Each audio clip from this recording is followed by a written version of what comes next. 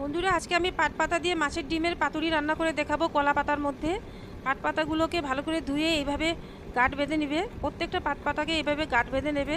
ছোট পাতা হলে দুটো দুটো একসাথে বেঁধে নেবে। তারপরে সবগুলোকে কড়াই একটা ফ্রাই প্যানের মধ্যে অল্প তেলের মধ্যে এটা আমি হলুদ আর নুন দিয়ে অল্প ফ্রাই করে নিয়েছি।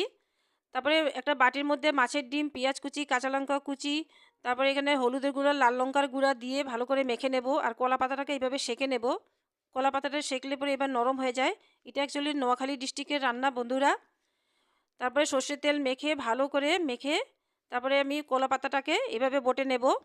বটে নিয়ে তাওয়াটাকে খুব ভালো করে আগে গরম করে নিতে হবে। গরম করে এটাকে ঢেকে ঢেকে মিডিয়াম স্টিমে আমরা রান্না করে নেব, উল্টে পাল্টে। তারপরে দেখো আমাদের পাট পাতার পাতুরি মাছের ডিম দিয়ে কি সুন্দর হয়ে গেল। এটা অসাধারণ লাগে গরম গরম ভাতের সঙ্গে খেতে। যদি ভালো লেগে থাকে অবশ্যই লাইক আর সাবস্ক্রাইব করবে আর শেয়ার করবে।